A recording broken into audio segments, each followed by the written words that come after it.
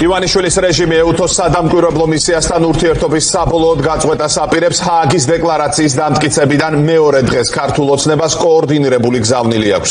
ეგრეთ წოდებული ხელისუფლება ნიადაგს ამზადებს, რომ ქვეყანაში არ დაუშვას ეუთოს დამკვირვებლები. რეჟიმის ეს რეაქცია გამოიწვია რეზოლუციამ, რომელმაც წერტილი დაუსვა სპეკულაციას 2024 წლის არჩევნებთან დაკავშირებით ქართული ოცნების მხრიდან. თავის რეზოლუციაში ეუთოს საპარლამენტო ასამბლეა დაეყრდნო მისის დასკვნას გასულ საპარლამენტო არჩევნებზე გამოვლენილი მრავალრიცხოვანი დარღვევების შესახებ და უმწოვესი ჩანაწერი გააკეთა. ქართული ოცნების მცდელობას როგორმე საერთაშორისო დონეზე აღიარებისთვის მიეღწია ჰააგის დეკლარაცია ასამარებს. რეზოლუცია ამბობს, რომ ნებისმიერი მომავალი არჩევნები მხოლოდ იმ შემთხვევაში იქნება ლეგიტიმური, თუ მას სანდო ორგანიზაციები აღიარებენ. ქართული ოცნება კი აპირებს ყველა სანდო და ავტორიტეტული დამკვირვებელი თავიდან მოიშოროს.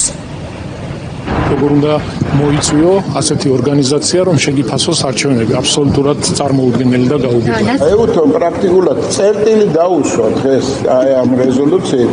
წერტილი დაუსვა მისი აი ამ ეუთო ოდირის სადამკვირვებლო მისიის ავტორიტეტს. როდესაც ორგანიზაცია შენ მიერვე გაკეთებული დასკვნის დაცვა არ შეგიძლია, მართლა ჩნდება კითხვა, რა აზრი აქვს შენს მოწოდებას?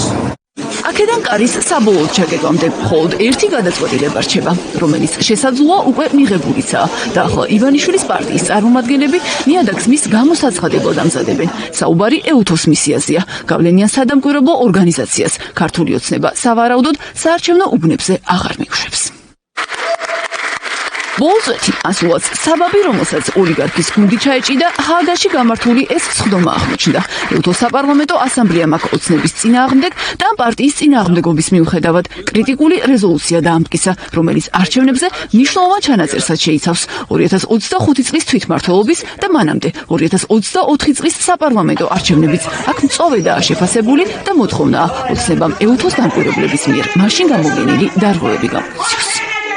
გულდასაწყოტია, როდესაც ეუთოს საპარლამენტო ასამბლეა იღებს ამ ტიპის რეზოლუციებს, სამარცხვინო რეზოლუციებს, რადგან აღნიშნული ინსტიტუცია ქვეყნებში და მათ შორის საქართველოშიც იწვევენ იმისთვის, რომ დააკვირდეს არჩევნებს და როდესაც იღებ ისეთ რეზოლუციას, რომელიც მხოლოდ და მხოლოდ ტყუილებით არის გაჯერებული, არ ვიცი ხა რა არჩევნების დაკვირვებაზე არის ზოგადად საუბარი, ხო და არადა ივანიშვილის პარტია საკუთარი ძალაუფლების ლეგიტიმურობის მთავარ მტკიცებულებად სწორედ იმ დასკვნას ასახელებდა, რომელიც ეუთომ 2024 წლის არჩევნების შესახებ მოამზადა. ოპოზიცია და არასამთავრობო სექტორი მაშინ განმარტავდა, რომ ეს დასკვნა უპრეცედენტოდ კრიტიკული იყო. ოცნება კი შეფასების პოზიტიურად გასაღებას ცდილობდა. საპარლამენტო ასამბლეის რეზოლუციამ წერტილი სწორედ ამ პროპაგანდას დაუსვა. საქმე იმაშია, რომ საერთოდ ეუთოს ეს სტრუქტურა, რომელიც მსჯელობდა ამ საკითხებთან მიმართებაში, რაც შეეხება არჩევნებს, საქართველოს ჩატარებულ არჩევნებს კარგად ახასიათებს. პოზიტიური შეფასებები მისცა.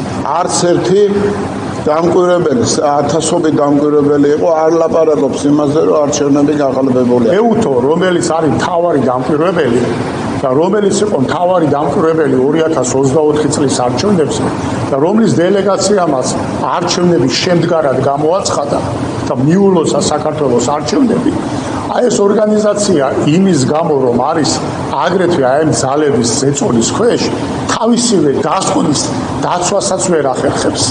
საერთოდ რაზე არის ლაპარაკი?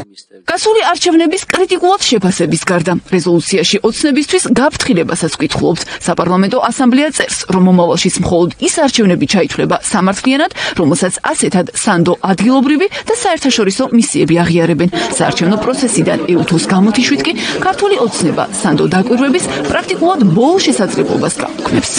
ამ რეზოლუციის მიღების შემდეგ სრულ აგონიაში ჩავარდა ქართული ოცნება და ფიქრობს, რომ საერთოდ აღარ არის საჭირო გავლენიანი ორგანიზაციები აკვირდებოდნენ არჩევნებს. ეს არის სრული აგონია მათი მხრიდან.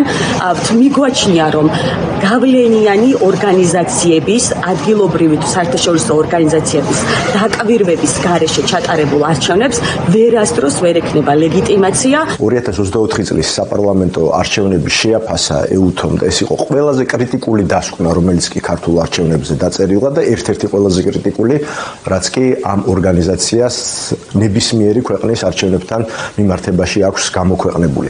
ქართული ოცნების ეს უსუსური მცდელობები, რომ ეუთოს დისკრედიტაცია მოახდინონ, რომ მათი განცხადებები, რომ თითქოს ეუთომ დაკარგა სანდოობა, ძალიან გავს ყველაზე ველური ავტორიტარული რეჟიმების მცდელობებს. ოცნების მიზანია, ავტოკრატიული რეჟიმების მიზანია, რომ არჩევნებმა აზრი დაკარგოს, არჩევნები როგორც ინსტიტუტი არ ფუნქციონირებდეს, ეს მათ მიზანია. ცხადია, ჩვენი ინტერესი, საქართველოს ხალხის ინტერესი ეს არ არის.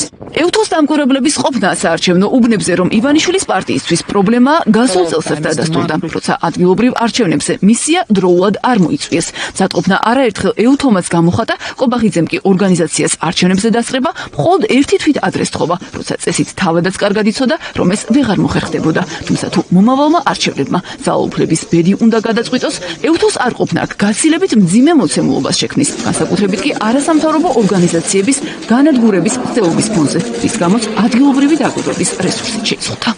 იკეტება სამოქალაქო საზოგადოება, სულ ზღაფავს დამოუკიდებელი მედია. მე რა რომ იქ შეიძლება შექმნას რაღაცა თვალის ასახვევად, შეიქმნას რაღაცა გაუგებარი წარმონაქმნები, იმისათვის რომ მე ივანიშვილმა ეს გაასაღოს, წარუმატებლად რა თქმა უნდა, მაგრამ შეეცადოს რომ გაასაღოს, აი როგორ არა, გვაქვს პოლიტიკური ის რადიკალები და ექსტრემისტები არიან, თორე პოლიტიკური პლურალიზმი როგორ არა გვაქვს და ამას არავინ არ ამითი არავინ არ მოტყუდება, იმიტომ რომ თუ რამემ გამარკვია იგივე გუშინდელ დოკუმენტში, ეს იყო პირდაპირი განცხადებები არჩევნების გაყალბებასთან დაკავშირებით. ამ პირობებში აქვს თუ არა აზრი არჩევნებში ოპოზიციური პარტიების მონაწილეობას, ან ამ უმრჩევლისთვის რა ფაქტორია საარჩევნო უბნებზე მარტო მხოლოდ ოცნების წარმომადგენლებთან, მათ შორის ტიტუშკებთან დარჩენის პერსპექტივა. საკუთარი წესებით მომდევნო არჩევნების ჩატარებას ივანიშვილი 2028 წელს აანონსებს. თუმცა ასეთ შემთხვევაში ამ არჩევნების განაჩენი უკვე გამოტანილია. რეზოლუციის ავტორი კი, რომელმაც ლეგიტიმაციის მოპოვების მცდელობას ოცნების მხრიდან წერტილი დაუსვა, ჯო ვილსონია. ივანიშვილის პარტიამ ჰააგაში სხდომას კი დატოვა, რაც ამერიკელმა კონგრესმენმა სოციალურ ქსელში დღეს სამარცხვინო ნაბიჯად შეაფასა. ვილსონმა დაწერა, რომ ოცნება პროირანული მაფიოზური ტერორისტული რეჟიმია და კიდევ ერთი.